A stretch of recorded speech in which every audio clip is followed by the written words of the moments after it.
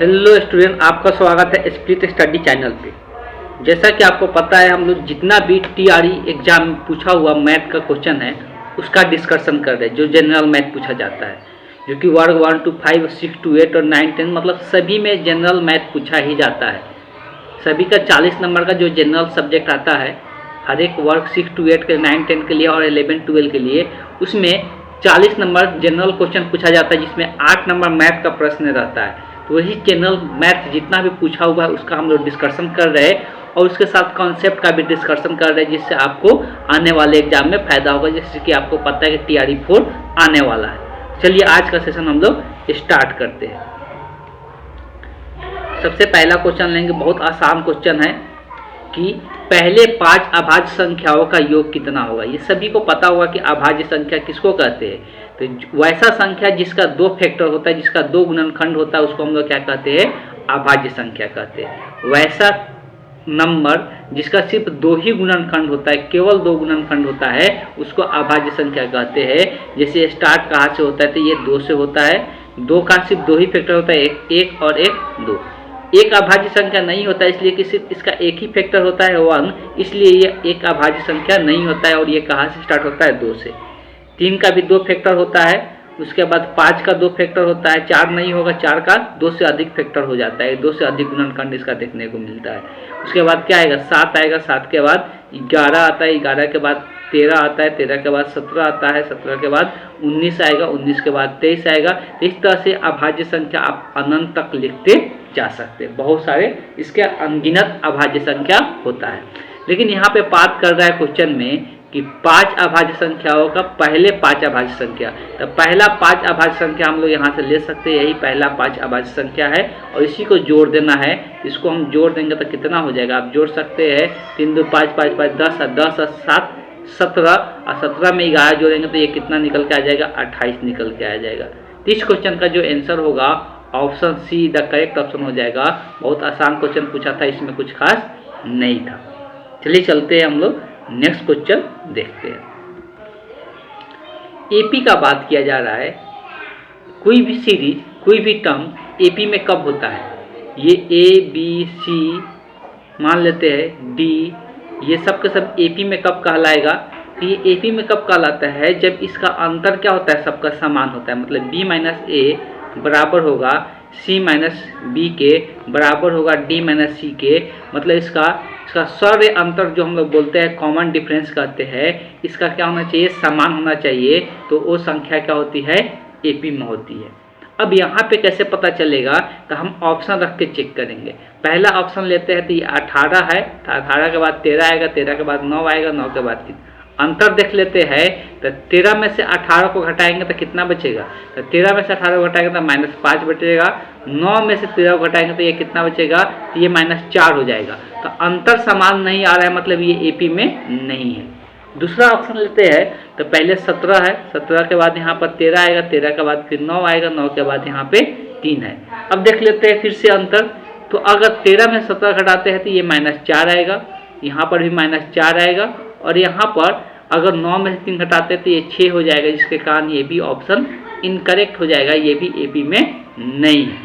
अगर अगला ऑप्शन लेते हैं तो 18 है, 13 है, फिर 8 है और फिर 3 है। अब इसका अंतर देख लेते हैं, तो यहाँ पर तो -5 आएगा, और यहाँ पर देखेंगे तो यहाँ पर भी कितना आ जाएगा, -5 आ जाएगा, और यहाँ पर कितना आ जाएगा, तो -5 आ जाएगा। मतलब ये ऑप्शन क्या हो गया, सही हो गया।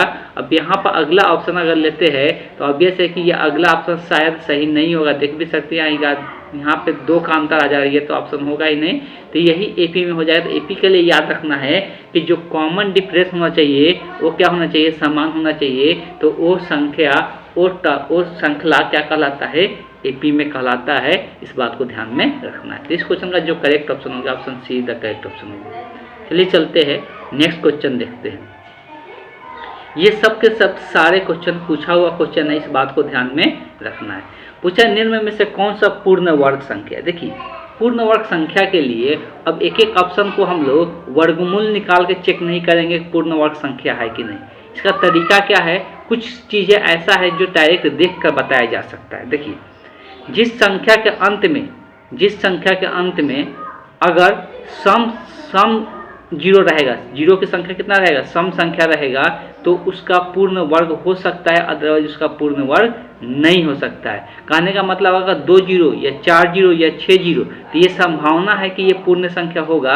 अगर 3 5 ऐसे जीरो रहता है तो कभी भी क्या होगा, पूर्ण वर्ग संख्या नहीं होगी। जिस संख्या के अंत में 1 जीरो 3 जीरो या 5 जीरो मतलब इवन ऑड जीरो रहेगा, जीरो की संख्या कितना रहेगा, ऑड रहेगा, तो कभी भी पूर्ण वर्ग संख्या नहीं होगा। लेकिन अगर इवन नंबर ऑफ जीरो रहता है तो उसका संभावना बनता है कि वो पूर्ण वर्ग संख्या होगा। जरूरी नहीं है कि होगा ही, लेकिन संभावना बनता है कि वो पूर्ण वर्ग संख्या होगा। इसलिए ये तो ऑप्शन ऐसे ही छट गया। अब देखिए 7, अब देखिए क्या होता है कि स्क्वायर करके देख लेते हैं पूरा 9 डिजिट का। 1 का स्क्वायर 1 रह जाता है, 2 का स्क्वायर कितना 4 होता है, 3 का स्क्वायर कितना होता है तो 9 होता है, 4 का स्क्वायर अंतिम अंत वाला डिजिट 4 चौका 16 6 आएगा अंत में, 5 का स्क्वायर अंत में 5 आएगा, 6 का स्क्वायर 6 आएगा अंत में, 7 का स्क्वायर 9 आएगा, 8 का स्क्वायर 4 आएगा, 9 का स्क्वायर 1 आएगा। अब देख सकते हैं कि 7 किसी का भी स्क्वायर 7 आ रहेगा तो इसमें अंत में 7 आने का संभावना ही नहीं बनता। अगर अंत में 7 है मतलब वो पूर्ण वर्ग संख्या बन ही नहीं सकता है।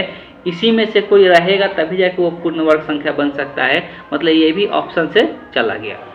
8 भी देख सकते हैं, 8 इसमें किसी में है क्या, इसका किसी का भी स्क्वायर करने पर 8 आ रहा है क्या, नहीं आ रहा है, मतलब अंत में 8 नहीं आ रहा है, मतलब ये भी ऑप्शन क्या हो गया, कैंसल आउट हो गया। 5 है अंत में, यहाँ पर 5 दिख रहा है कि अंत में 5 या 625 सभी को पता भी होगा कि ये 25 का स्क्वायर होता है, इसलिए ये क्या है, पूर्ण वर्ग संख्या है। तो option be the correct option हो जाएगा इस क्वेश्चन का। तो इस तरह से आप ऑप्शन को एलिमिनेट करके आसानी से आंसर बता सकते हैं। बस ये 2-3 कॉन्सेप्ट आपको पता होना चाहिए जो यहाँ पर अभी हम समझाए। जिसे पूर्ण वर्ग संख्या वही बनेगा जिसके अंत में ये सब संख्या, ये सब अंक रहेगा, तभी जाके क्या होगा, वो संख्या पूर्ण वर्ग बनेगा। या दूसरा जीरो वाला हम भी बता दिए कि कौन जीरो वाला होगा तो वो पूर्ण वर्ग संख्या बन सकता है। तो इस क्वेश्चन का answer B option is the correct option. चलिए अगला क्वेश्चन देखते हैं। बात यहाँ पे किया जा रहा है कि 7 संख्याओं का औसत दिया हुआ है कितना, 18। बोला जा रहा है कि इसमें से संख्याओं में 17 को बदलकर 31 में बदल दिया जाता है, 17 को 31 में बदल दिया जाता है, तब औसत क्या बनेगा। देखिए पहले तो अगर 7 संख्याओं का औसत दिया है तो 7 संख्याओं का योग कितना हो जाएगा, 18 इंटू कितना 7 हो जाएगा। अब देखिए इसमें से जो 17 था, 17 को हटाकर 31 लाया गया तो कितना से ये संख्या बढ़ जाएगा, ये कितना से बढ़ रहा है, तो यहाँ पर देखना होगा कि ये संख्या कितना से बढ़ रहा है। तो 17 से 31 बढ़ रहा है तो ये कितना 14 से बढ़ जा रहा है, मतलब ये संख्या जो पहले जितना योगफल आया था उसमें कितना जुड़ जाएगा, 14 जुड़ जाएगा। अब औसत पूछा है तो अब ऐसा कि इसका फिर से क्या करना, औसत निकालने के लिए 7 से भाग कर देना है। अब अलग अलग करेंगे तो यहाँ पे 7 से 7 कट जाएगा तो ये 18 बचेगा, और 14 से 7 कितना मरतबे, 2 मरतबे कट जाएगा, तो 18 2 कितना हो गया, 20 हो गया। तो इस क्वेश्चन का जो करेक्ट ऑप्शन हो गया, option be the correct option हो गया। हम क्या बोले कि 7 संख्याओं का औसत दिया हुआ था 18, तो पहले सातों संख्याओं का योग निकालने के लिए क्या करना पड़ता है, अभी से कि वो संख्या में 7 से गुना कर दे औसत से, तो क्या होता है वो संख्याओं का योग निकल जाता है, मतलब कुल संख्याओं का योग कितना है, इतना है। अब इसमें से जो 17 था, इसमें कोई संख्या था इसके अंदर, कोई जो 17 था उसको चेंज करके 31 किया जा रहा है, तो अब ये संख्या कितना, ये जो योगफल आया था ये इस योगफल में कितना का वृद्धि होगा, तो देख सकते हैं 17 में 31 से बढ़ जाएगा तो कितना से बढ़ रहा है, ये 14 से बढ़ रहा है, मतलब इस योगफल में 14 से वृद्धि हो जाएगा। तो अब कुल योग कितना आएगा, संख्या होगा इतना आएगा। औसत निकालना है तो औसत निकालने के लिए क्या करते हैं, 7 को संख्या तो 7 को 7 से क्या करेंगे, भाग कर देंगे। तो इसको अलग अलग करेंगे तो 7 से 7 यहाँ कटेगा तो 18 बचेगा, और 14 से 7 में भाग लगेगा 2 हो जाएगा, जोड़ने के बाद कितना हो गया, 20 हो गया। तो इस क्वेश्चन का जो करेक्ट ऑप्शन हो गया, option be the correct option हो गया। इस तरह से हम बहुत आसानी से क्वेश्चन का आंसर बता सकते हैं। बस आपको यहाँ पे इस चैनल के थ्रू आपको जुड़े रहना है। आप देखिए कितना शॉर्टकट तरीका में बहुत सारे क्वेश्चन का आंसर आसानी से जान सकते हैं। उसमें ज़्यादा और कॉन्सेप्ट भी बताएंगे, कैसे बता रहे हैं शॉर्टकट, ऐसा नहीं से बताकर निकल जाएंगे, ठीक। तो इस बात को भी ध्यान देना है। अब यहाँ पे बात किया जा रहा है किस दो रैखिक समीकरण दिया हुआ है, लीनियर इक्वेशन दिया हुआ है, जिसमें पूछा है कि इसका हल कैसा होगा। देखिए पहले जनरल फॉर्म लिख देते हैं लीनियर इक्वेशन का। तो बात को समझिएगा, जो जनरल फॉर्म होता है लीनियर इक्वेशन का, a1x plus b1y plus c1 बराबर 0। दूसरा होता है दो समीकरण दिया रहता है, तो a2x b2y प्लस c2 बराबर 0। ये दो समीकरण का हल अलग अलग देखने को मिलता है। तो पहला कंडीशन होता है एक हल के लिए, पहला कंडीशन किसके लिए, पहला कंडीशन होता है एक हल के लिए। तो पहले हम यहाँ पर लिख देते हैं, पहला कंडीशन आएगा एक हल, एक समाधान मतलब वही एक हल एक सोल्यूशन। तो एक सोल्यूशन के लिए कंडीशन होता है जो x का यहाँ पर दोनों का गुणांक दिखता है, इसका अनुपात बराबर नहीं होना चाहिए, जो y का गुणांक है उसके अनुपात के बराबर नहीं होना चाहिए एक हल के लिए। एक हल तभी होता है जब ये दोनों का अनुपात क्या होता है, बराबर नहीं होता है तब। दूसरा कंडीशन आता है इसमें कि दूसरा कंडीशन आता है कोई हल नहीं, नो सॉल्यूशन, कोई हल नहीं।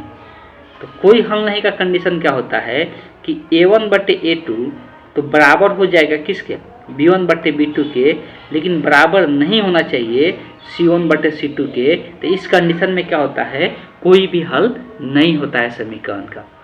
तीसरा कंडीशन आता है अनेक हल। अनेक हल या इनफाइनाइट हल भी कहते हैं, अनंत हल कहते हैं, बहुत सारे हल कहने का मतलब ये है। तो ये कब होता है, जब a1/a2 बराबर होता है b1/b2 के, लेकिन बराबर नहीं होना चाहिए c1/c2 के। तो इस केस में समीकरण का क्या होता है, अनेक हल होता है। इस केस में क्या होता है, अब यहाँ से चेक कर सकते हैं। पहले आपको a1 b1 c1 लिखने आना चाहिए। जो x के आगे रहता है वो a1 होता है, जो y के आगे रहता है वो b1 होता है, और जो अचर पद होता है वो c1 होता है पहला समीकरण का। देखिए यहाँ x के आगे कुछ भी नहीं लिखा हुआ है, मतलब ये है कि यहाँ पर a1 का मान कितना है, 1 है। जब कुछ भी नहीं लिखा रहता तो उसका गुणांक कितना होता है, 1 होता है। b1 का मान कितना है, 2 है, और c1 का मान कितना है, माइनस साइन के साथ लेना है हमेशा मान, तो ये -5 है। दूसरा आ जाते हैं तो a2 का मतलब दूसरा समीकरण का x का गुणांक कितना है, -4 है। फिर यहाँ पर b2 का मान तो कितना है, -8 है, और यहाँ पर c2 का मान देखेंगे तो यहाँ पे 20 है। अब अनुपात देख सकते हैं कि a1/a2 का अनुपात कितना आएगा, तो यहाँ पर देख सकते हैं 1/-4 हो जाएगा। दूसरा का यहाँ पर देखेंगे तो b1/b2 का अनुपात कितना हो जाएगा, 2/-8, लेकिन ये कटेगा 1 और 4 मरतबे, तो ये भी आ गया 1/-4 आ गया। अगर अब c1/c2 का अनुपात देखते हैं तो कितना आएगा, तो ऊपर में -5 है, नीचे में 20 है, तो ये भी कटेगा तो 4 आ गया। तो ऊपर माइनस लिखो या नीचे माइनस लिखो, दोनों में कोई अंतर नहीं होता है। तो ये तीनों का अनुपात क्या देखने को मिल रहा है, समान देखने को मिलता है। और जब तीनों, सॉरी यहाँ पे गलती हो गया है, ये तीनों के तीनों बराबर होता है, यहाँ गलती लिख दिया। अनेक हल में क्या होता है, तीनों के तीनों बराबर होता है। जब ये तीनों के तीनों बराबर होता है तो कैसा हल होता है, अनेक हल होता है, असीमित समाधान। असीमित मतलब इसका कोई अंत नहीं है, इन्फिनिटली मेनी सॉल्यूशन देखने को मिलता है। तो इस क्वेश्चन का जो करेक्ट ऑप्शन होगा, option A is the correct option हो जाएगा। चलिए चलते हैं नेक्स्ट क्वेश्चन देखते हैं। तो ये कॉन्सेप्ट था, आप इस कॉन्सेप्ट को जरूर याद रखिएगा, कहीं पर नोट डाउन करके रखिएगा।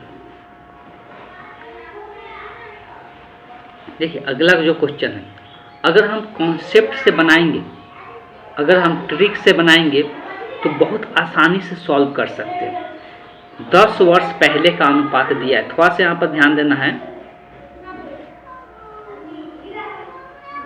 10 वर्ष पूर्व, दोनों का अनुपात दिया है। 10 वर्ष पूर्व कितना है, 1:3 है। वैसे ही 5 वर्ष पश्चात मतलब होता है बाद, तो बाद का अनुपात जो है कितना है, 2:3 है। अब देखिए अगर हम लोग बात करते हैं तो ये दोनों के जो अनुपात दिया हुआ है, इसका अंतर कितना वर्ष का हो रहा है, 15 वर्ष का हो रहा है। 10 साल पहले और 5 साल बाद, मतलब वर्तमान से कंपेयर किया जाए तो ये अनुपात में कितना का अंतर हो रहा है, 15 का। तो ये 10 साल पहले का है, ये 5 साल बाद का है, तो ये दोनों का अनुपात में कितने का, 15 साल का अंतर हो रहा है। मतलब ये अनुपात का अंतर देखा जाए, दोनों का समान होना चाहिए। इसका भी 15 साल का, इसका भी 15 साल का हो रहा है, लेकिन अनुपात में हो सकता है दूसरा मान है।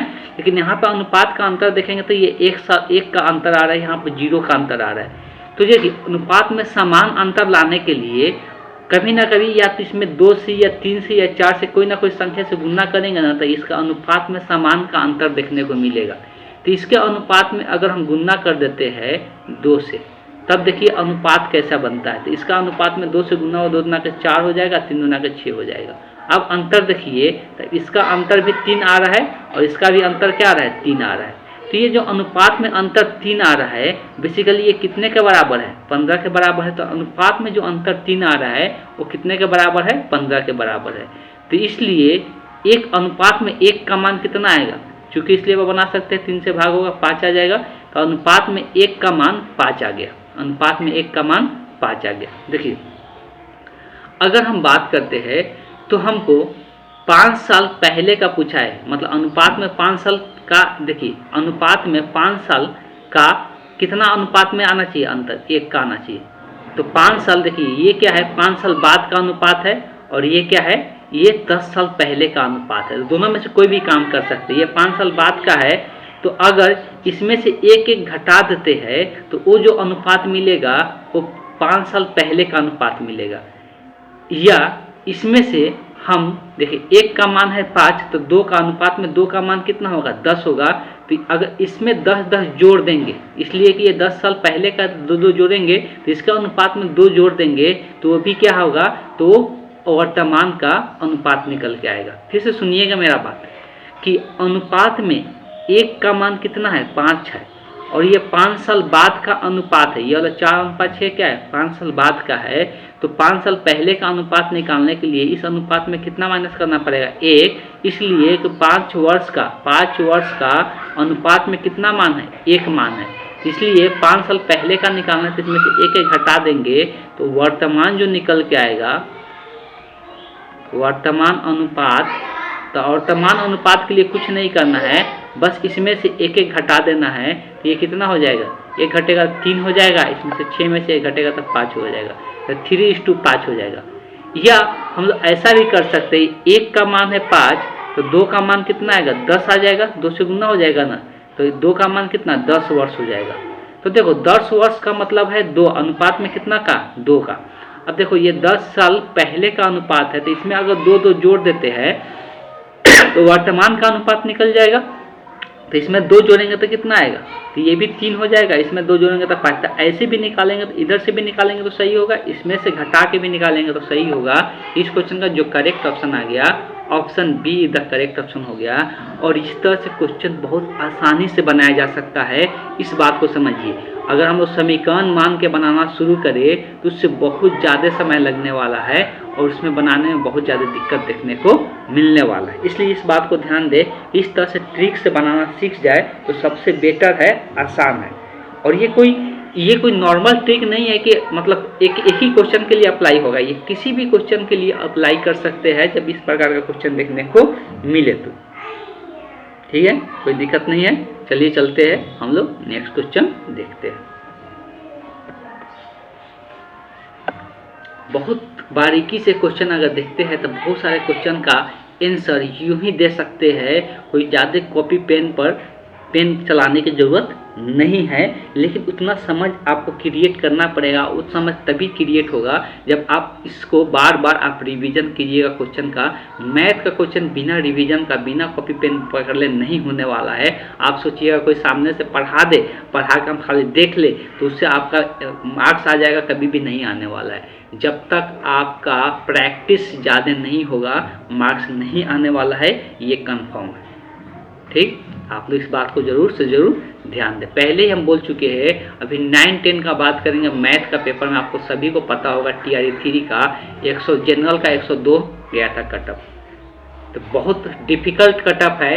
इसमें जब तक आपका रिवीजन, जब तक आपका प्रैक्टिस मैथ का नहीं रहेगा, आपको बता दें कि मेरा इसमें अभी मार्क्स जो आया है वो 105 है। तो मैथ का प्रैक्टिस आप कितना करते हैं उस पर आपका डिपेंड करता है, इसलिए मैथ में प्रैक्टिस बहुत ज़रूरी है। चलिए हम लोग नेक्स्ट क्वेश्चन देखते हैं।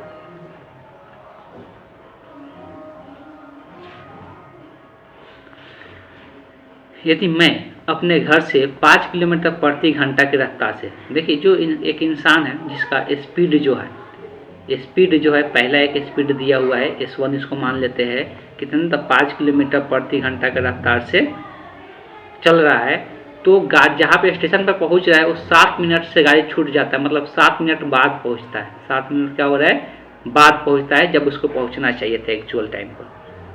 लेकिन अगर ये इसका स्पीड जो है 6 किलोमीटर पर आवर कर देता है तो 5 मिनट पहले ही पहुँच जाता है। गाड़ी के छूटने से 5 मिनट पहले, मतलब 5 मिनट पहले ही स्टेशन पे पहुंच जाता है। तो ये पूछा है कि दोनों घर और स्टेशन के बीच की दूरी क्या है। देखिए समय का अंतर बहुत डिफर करता है। अब ये 5 किलोमीटर एक बार 6 किलोमीटर का रास्ता चल रहा है, तो दोनों में समय का अंतर कितना का हुआ, तो बहुत लोग कन्फ्यूज हो जाएगा कि ये दोनों में समय का अंतर कितना हुआ। तो देखो 5 किलोमीटर का रास्ता चल रहा है, 7 मिनट अधिक समय ले रहा है, मतलब समय इसमें ज़्यादा लग रहा है, इसमें 5 मिनट कम समय ले रहा है। तो दोनों में समय का अंतर कितने का हो रहा है, तो ये 5 मिनट कम और ये 7 मिनट अधिक, तो दोनों में समय का अंतर कितना, 12 मिनट का हो रहा है। 12 मिनट का हो रहा है ना, 5 मिनट पहले पहुंच जा रहा है, तो समय से 5 मिनट पहले, और एक कोई समय से 5 मिनट 7 मिनट। जैसे मान लो कि हम लोग क्लास जाते हैं, स्कूल जाते हैं, कोचिंग जाते हैं, तो कोई मान लो कि 10 बजे से स्कूल है, कोई क्या हो रहा है कि 9:55 में ही पहुंच जा रहा है, मतलब 5 मिनट पहले पहुंच जा रहा है। अब कोई एक अगर इतना के रफ्तार से चल रहा है तो 5 मिनट पहले पहुंच जा रहे हैं, और जब इतना के रफ्तार से चल रहा है तो ये 7 मिनट लेट पहुंच रहे हैं। क्या हो रहे हैं, 7 मिनट लेट पहुंच रहे हैं। तो ये 7 मिनट मतलब 10:07 पर पहुंच रहे हैं, और इधर तो ये दोनों में समय का अंतर कितने का कोई पूछेगा तो इधर 5 मिनट, इधर 7 मिनट बढ़ जा रहा है, तो समय का अंतर कितने का, 12 का हो रहा है। 12 मिनट के समय का अंतर हो रहा है, ठीक है। मतलब दोनों के समय का अंतर जो हो रहा है 12 मिनट हो रहा है। समय कौन ज़्यादा ले रहा है, तो ये 5 किलोमीटर के रफ्तार से जब चल रहे हैं तब। तो देखिए जो समय का फार्मूला होता है ये बहुत इंपॉर्टेंट रखता है। समय का फार्मूला जो होता है वो क्या होता है, दूरी बटे चाल होता है, डिस्टेंस बाय स्पीड होता है, ठीक है। तो पहला वाला का समय निकालते हैं, तो दूरी को x मान लेते हैं, इसका चाल कितना है, 5 है, और दूसरा वाला का समय लिखते हैं, तो दूरी में तो कोई अंतर नहीं आएगा ना, उसका चाल कितना है, 6 है। अब इसी में दोनों का जो समय का अंतर, ये ज़्यादा समय ले रहा है, ये कम, तो दोनों का समय का अंतर कितना, 12 मिनट का हो रहा है। ये मिनट में है, और मिनट को हमको आवर में चेंज करना पड़ेगा, इसलिए कि सब आवर में यूनिट दिया हुआ है, तो 60 से इसको भाग करना पड़ेगा। अब इसका एलसीएम निकाल लेते हैं, तो इसका एलसीएम आ जाएगा 30, यहाँ पर होगा 6x माइनस 5x बराबर, ये कटेगा 12 और ये 12×6 60 हो जाएगा, तो 1/5 हो गया। अब इसको सिंप्लीफाई करेंगे तो ये x/30 हो गया, ये 1/5 हो गया। अब ये 5 से 30 नीचे से नीचे काट सकते हैं, 6 बढ़ते हुए कटेगा, तो 6 इधर भाग में तो गुना में जाएगा, तो x का मान कितना निकल गया है, 6 किलोमीटर। दूरी है तो किस में आएगा, किलोमीटर में, तो 6 किलोमीटर इस क्वेश्चन का आंसर हो जाएगा। ये बहुत आसान तरीका से हमने बता दिया कि इस क्वेश्चन का आंसर क्या होगा। अब यहाँ पे थोड़ा सा कॉन्सेप्ट पकड़ना था कि दोनों का समय का अंतर कितने का हो रहा है, तो दोनों का समय का अंतर ही यहाँ पे हम लिख लेंगे, और बहुत आसानी से सिर्फ एक वेरिएबल यूज करके आसानी से इसका मान हम लोग निकाल दिए। तो इस तरह से आपको वर्क करना है, स्मार्ट तरीका से वर्क करना है, जिसमें आपको टाइम कम से कम लगना चाहिए क्वेश्चन का आंसर बनाने के लिए। अगर टाइम वेस्ट आप करते हैं एग्जाम में, ये ऐसा एग्जाम है कि आप इसमें टाइम वेस्ट नहीं कर सकते हैं, टाइम का बहुत बड़ा महत्व इसमें रख रहा है, ठीक। तो चलिए चलते हैं नेक्स्ट क्वेश्चन देखते हैं। अब आते हैं अगला क्वेश्चन में। अगला क्वेश्चन का बात करेंगे, पी और क्यू का औसत मासिक आय दिया हुआ है, और क्यू आर का दिया हुआ है, फिर पी आर का, तीनों का अलग, मतलब 3 लोग हैं लेकिन 2 लोगों के साथ अलग अलग औसत मान दिया हुआ है, तो पी का मासिक आय निकालना। देखिए अभी बताए 2 का औसत दिया हुआ है, तो दोनों का योगफल क्या हो जाएगा, P प्लस Q का योगफल, इसमें 2 से क्या हो जाएगा, गुना हो जाएगा, इसमें 2 से गुना हो जाएगा, 2 से गुना करेंगे तो P प्लस जो Q आएगा इसमें 2 से गुना कर दिया जाए, तो ये कितना है, 5050 है, तो 2 से गुना करेंगे तो ये 10,000 मतलब 100 हो जाएगा, तो 0 5 दूना के 10, 1 बचेगा 5 दूना के 10, तो ये 10,100 हो जाएगा P प्लस Q। वैसे ही Q प्लस R निकालना है, तो Q प्लस R का औसत इतना दिया, तो इसमें 2 से गुना कर देते हैं, इसलिए औसत 2 ही लोगों का है तो 2 से ही गुना होगा ना, तो 2 से गुना होगा तो 0 5 दूना के 10, 2 दूना के 4 1 5 6 दूना के 12, तो ये इतना आ गया। वैसे ही P प्लस R अगर देखते हैं तो इसमें भी 2 से गुना हो जाएगा, तो 0 0 2 दूना का 4 5 दूना का 10, तो ये सबका योगफल निकल गया, ये हो गया P प्लस Q। अब देखो ये तीनों को जोड़ने से क्या फायदा होगा कि P plus Q plus R निकल जाएगा, P plus Q plus R निकल जाएगा, तीनों का योगफल जब निकल जाएगा तो उसमें से अगर Q R को हटा देते हैं तो हमको आसानी से P निकल जाएगा। ये सबसे सिंपल तरीका है निकालने का। तो तीनों को जोड़ देते हैं, इसको समीकरण 1, समीकरण 2 और समीकरण 3 मान के तीनों का जोड़ देते हैं, तो समीकरण 1 प्लस 2 प्लस 3, तो जोड़ते हैं तो इधर देखिए P 2 बार आएगा, एक जगह यहाँ पर 2 जगह, तो ये 2P हो जाएगा, Q भी 2 जगह आएगा तो 2Q हो जाएगा, R भी 2 जगह आएगा तो 2R हो जाएगा। ठीक है, ये तीनों को जोड़ते हैं तो 0 में 0 3 बार 0 यहाँ पर दिख रहा है, अब यहाँ पर जुड़ेगा 5 1 6 6 और 4 10 के 0, फिर 1 बचेगा, फिर यहाँ पे 2 आ रहा है, 2 1 3 हो जाएगा, और यहाँ पे 3 आ रहा है, बस तो ये 3 रह जाएगा, तो इतना आ गया ये फल। अब ये 2 को पहले हटाना है तो 2 कॉमन करके उधर भाग में भेज देते हैं, तो P plus Q plus R कितना हो जाएगा, 2 से भाग कर देते हैं। इसमें अब 2 से भाग होगा तो 2 एकम में को कितना 1 बचेगा, 6 दूना के 12, फिर 1 बचेगा, 5 दूना के 10 और फिर इस पर 2 0, तो ये तीनों का योगफल आ गया। अब देखो ये वाला जो समीकरण है, इस समीकरण में से समीकरण 2 को हटा देते हैं तो इधर से P प्लस Q क्या हो जाएगा, कट जाएगा, सिर्फ Q बचेगा, तो लिख सकते हैं समीकरण 4 माइनस 2, तो इधर से P Q प्लस R जो है, यहाँ से Q प्लस R कट जाएगा, सिर्फ P बचेगा, और इसमें से इसको हटाना है तो 0 में से 0 घटाएंगे 0, फिर 0 में से 0 घटाएंगे 0, फिर यहाँ पर 5 है, यहाँ पर भी 5 है तो 5 में से 5 घटेगा 0, और 6 है, यहाँ पे 2 है तो 6 में से 2 घटेगा 4, और 1 में से 1 जाएगा तो 0 बचेगा, तो 0 लिखने की जरूरत नहीं है। यहाँ से P का जो मासिक आय निकल के आया, कितना आ गया, 4000 निकल के आ रहा है। तो इस क्वेश्चन का जो करेक्ट ऑप्शन होगा, option see the correct option हो जाएगा। तो इस तरह से आप आसानी से इस क्वेश्चन का आंसर बता सकते हैं। देखिए जितना कम कैलकुलेशन कीजिएगा उतना ज़्यादा, अब यहाँ पर समझाने के लिए हमको कैलकुलेशन ज़्यादा करना पड़ता है, लेकिन जब आप रिवीजन कीजिएगा, बार बार क्वेश्चन को बनाइएगा, ऑटोमेटिक आपका कैलकुलेशन कम होते जाएगा और बहुत फास्ट तरीका से आप आंसर निकाल सकते हैं। तो इस बात को समझिए, आपको रिवीजन करना बहुत ज़रूरी है, तभी जाकर आप क्वेश्चन का आंसर थोड़ा आसान तरीका से दे सकते हैं और कम समय में दे सकते हैं। जब तक कॉपी पेन का इस्तेमाल नहीं कीजिएगा, आपका कोई भी प्रैक्टिस होने वाला नहीं है। सिर्फ वीडियो देखकर सोचिएगा कि हम अपना सब चीज़ समझ ले किस प्रकार से बनाया जा रहा है, तो वैसे नहीं होने वाला है मैथ का क्वेश्चन। भले साइंस का कर सकते हैं, सोशल साइंस का पार्ट कर सकते हैं, लेकिन साइंस का मैथ का पोर्शन इस प्रकार से आप नहीं कर सकते। चलिए चलते हैं, नेक्स्ट क्वेश्चन देखते हैं। अगला जो क्वेश्चन है, बोला है P का 30%। P का मतलब सभी को पता है, गुणना, तो P का 30% का मतलब क्या है, P 30P बटे 100। अब बोला है Q का 40% मतलब 40Q/100। बोला है दोनों को जोड़ दिया जाता है तो कितने के बराबर आ जाता है, तो Q का 80% मतलब 80Q/100 के बराबर हो जाता है। बहुत सिंपल है। सबसे पहले नीचे में सबका 100 है तो कट जाएगा, और देखिए सब में एक एक जीरो दिख रहा है, तो एक एक जीरो से अगर हम लोग भाग कर देते हैं, एक एक जीरो से क्या करें, भाग कर देते हैं, तो भाग कर देंगे तो यहाँ पर 3P बचेगा, यहाँ पर 4Q बचेगा और यहाँ पर 8Q बचेगा। ठीक है, अब क्वेश्चन में पूछा कि उस पर थोड़ा ध्यान देते हैं। Q लिखा हुआ, फिर P का कितना प्रतिशत, Q जो होगा P का कितना प्रतिशत होगा। देखिए जिसका पूछेगा ना कि इस P का कितना प्रतिशत होगा, तो P का कितना प्रतिशत का मतलब P को नीचे लिखना है, मतलब Q/P गुने 100 करना है, तो प्रतिशत में चेंज हो जाता है, Q/P। बोला है Q का कितना प्रतिशत, तो हमेशा उसको नीचे में रखना है, जिससे हम इसको समझा भी देते हैं। Q बोला है, Q जो है P का कितना प्रतिशत मतलब x% मान लेते हैं, तो अगर यही x का मान निकालना है तो P इधर गुना में इधर भाग में जाएगा, और यहाँ पे ये प्रतिशत में है तो प्रतिशत का मतलब होता है 100, तो 100 इधर गुना में जाएगा तो Q/P × 100 हो जाएगा। मतलब जिसका प्रतिशत पूछेगा वो कहाँ पे आएगा, नीचे में आएगा। इस बात को ध्यान में रखना है, मतलब हमको Q/P का अनुपात निकालना है। सिंपल समझ में आ गया। तो 3P इधर से ये 4Q है, तो इधर से 8Q हो जाकर घटेगा तो कितना बचेगा, 4Q बचेगा। 8 में से 4 घट जाएगा तो 4Q बचेगा। हमको Q/P का अनुपात चाहिए, तो 4 को इधर लेके आते हैं तो 3/4 हो जाएगा, इधर से Q/ कितना हो जाएगा, P हो जाएगा।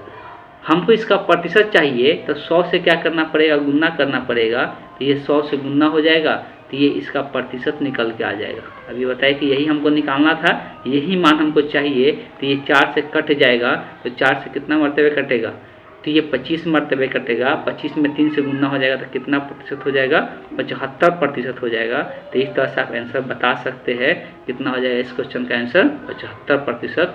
तो option see the correct option होगा। बस यही ध्यान में रखना है, क्यू का कितना प्रतिशत पूछा है, तो क्यू हमको नीचे में चाहिए और पी ऊपर में रहेगा, गुने क्या कर देना है, 100 कर देना है, वही हम लोग का प्रतिशत निकल के आ जाएगा, पी कोमा क्यू का कितना प्रतिशत। बात समझ में आ गया। चलिए चलते हैं नेक्स्ट क्वेश्चन देखते हैं। ये बहुत सिंपल क्वेश्चन है, लेकिन ऐसे देखिएगा कि ये बहुत डिफिकल्ट भी क्वेश्चन है। जिनको अगर सही तरीका नहीं पता है बनाने का, उनके लिए ये डिफिकल्ट क्वेश्चन है। देखिए ये ए बी सी और डी तीनों का अनुपात दिया हुआ है, ए बी सी डी के बीच का अनुपात दिया हुआ है, धन जो कमाते हैं उनका अनुपात दिया हुआ है। बताया है कि सी जो है डी से कितना अधिक है, 100 अधिक है। तो पहले हम अनुपात में देखते हैं कि ये सी जो है डी से अधिक है, तो अनुपात में पहले देखते हैं कितना अधिक है। तो अनुपात में सी जो है डी से कितना अधिक है, 1 अधिक है। इसका मतलब ये है कि अनुपात में 1 का मान कितना है, 1000 है। अनुपात में 1 का मान कितना है, 1000 है। हमको किसका हिस्सा पूछा है, बी का। तो अनुपात में बी कितना है, बी 2 है ना, तो 2 का मान कितना हो जाएगा, इसमें 2 से गुना कर दो, 2000 हो जाएगा। बहुत सिंपल क्वेश्चन है, बस 2 सेकेंड का टाइम लगेगा, क्वेश्चन का आंसर बता सकते हैं अनुपात में। लेकिन अब इसको जो सिंपल तरीका से बनाएंगे वो क्या करेंगे, देखिए वो करेंगे कि तीनों का मान लिख लेंगे, एक का 5x, इसका 2x, x का 4x, x का 3x। अब ये दोनों का अंतर दिया हुआ है, तो ये अंतर दिया हुआ मतलब 4x - 3x मतलब घटेगा, तो क्या बचेगा, x। तो x का अंतर यहाँ पर कितना, 1000 हो गया। फिर 1000 में यहाँ पर 2 रख के गुना करेंगे, तो इसका मान आ जाएगा 2000। तो इतना करने की जरूरत नहीं है, डायरेक्ट देख कर आंसर हम लोग बता सकते हैं। इस बात को ध्यान में रखना है। चलिए इस क्वेश्चन का जो करेक्ट ऑप्शन हो गया, कौन सा ऑप्शन हो गया, ऑप्शन बी। बस ये देखना है इसका अंतर कितना, 1 का मान है 1000, बी का हिस्सा पूछा है, तो बी अनुपात में कितना है, 2 है, तो 2 का मान कितना हो जाएगा, तो 2000 हो जाएगा। बस सिंपल सा था, कुछ इसमें था ही नहीं खास। तो इस क्वेश्चन का आंसर सी हो गया। चलिए चलते हैं, शायद आज का ये लास्ट क्वेश्चन होगा। इस क्वेश्चन में बोला गया है कि एक दुकानदार कि एक घड़ी बेचते समय विक्रय मूल्य पर जो छूट दिया जाता है उसको अंकित मूल्य कहते हैं। बेसिकली ये अंकित मूल्य है, इस पर 5% के छूट देते हैं। अगर वो 6% के छूट देते हैं, देखिए जितना ज़्यादा छूट देंगे आपका फायदा उतना ही कम होगा। बोला जा रहा है जब 6% के छूट देते हैं तब पहले से उसका कितना रुपये कम हो जा रहा है, 15 रुपये का कम का लाभ हो रहा है, 15 रुपये के कम का लाभ हो रहा है। बेसिकली अगर हम एसपी देखेंगे पहले के लिए, तो अगर हम लोग मान लेते हैं अंकित मूल्य जिसको मार्क प्राइस कहते हैं एमपी, उसको हम लोग 100 मान लेते हैं, 100 पर ही निकालेंगे, प्रतिशत में दिया है। तो अगर इसको इस पर छूट दिया जाए, छूट 6% के दिया जाए, पहले 5% के देते हैं, तो 5% के छूट देंगे तो ये कितना होगा, 95 हो जाएगा। अगर इस पर हम 6% के छूट देंगे तो कितना हो जाएगा, 94 हो जाएगा, 6 को कम हो जाएगा। अब ये दोनों का अंतर, ये पैसा का अंतर कितना का, ये 100% में जो अंतर आ रहा है कितने का, 1 का, मतलब लाभ में अंतर जो आ रहा है कितने का, 1 का। लेकिन रुपए में कितना है, मतलब इस 1 का मान कितना रुपए दिया हुआ है, अंतर कितना का आ रहा है, 15 रुपए का आ रहा है। मतलब प्रतिशत में 1% का मान जो आ रहा है 15 रुपए आ रहा है। तो ये मार्क प्राइस पूछा है, तो मतलब 100 का मान पूछा है। अंकित मूल्य पूछा है ना, कि अंकित मूल्य क्या होगा, अंकित मूल्य को हम क्या 100 लेकर चले हैं, तभी जाके ये निकाल पाए हैं। 100 पर छूट दिए 5 का तो 95 हुआ, 6 का दिए तो 94 हुआ। दोनों का जो अंतर आया, पैसा का कमी आया कितने का, 1 का, लेकिन वो कमी कितने का हो रहा है, एक्चुअल में 15 का हो रहा है। मतलब प्रतिशत में 1 का जो मान है वो कितने है, 15 है। तो हमको 100 का निकालना है, इसमें 100 से क्या करना पड़ेगा, गुना करना पड़ेगा। तो 15 में 100 से गुना करेंगे तो कितना हो जाएगा, 1500 हो जाएगा। बहुत आसानी से आप क्वेश्चन का आंसर बता सकते हैं, बस आपका कंसंट्रेशन इधर होना चाहिए। अब देखिए इस प्रकार का बहुत सारे कॉन्सेप्ट आपको देखने को मिलेगा, बहुत सारे ऐसा क्वेश्चन हम बताने वाले हैं जो आप आसानी से किसी भी क्वेश्चन का आंसर बहुत आसानी से दे सकते हैं। बस आपको ये सब कॉन्सेप्ट आपको ध्यान में होना चाहिए। चलिए तो इस क्वेश्चन का जो करेक्ट ऑप्शन हो गया, option be the correct option हो गया। आप किसी प्रकार किसी भी टॉपिक पर अगर आपको चाहिए कि आपको वो टॉपिक पढ़ना है, उस पर हम वीडियो बना कर आपको प्रोवाइड कराएं, उसका क्लास एक ले, तो आप इस व्हाट्सअप नंबर पे कांटेक्ट कर सकते हैं। आप बता सकते हैं कौन सा टॉपिक आप चाहते हैं वीडियो, या किसी प्रकार का आप चेंजिंग चाहते हैं, किसी प्रकार का आपको किसी प्रकार कोई भी प्रश्न पूछना है तो आप इस व्हाट्सअप नंबर पे कांटेक्ट कर सकते हैं। चलिए आज का सेशन को हम यहीं पे एंड करते हैं। Thank you.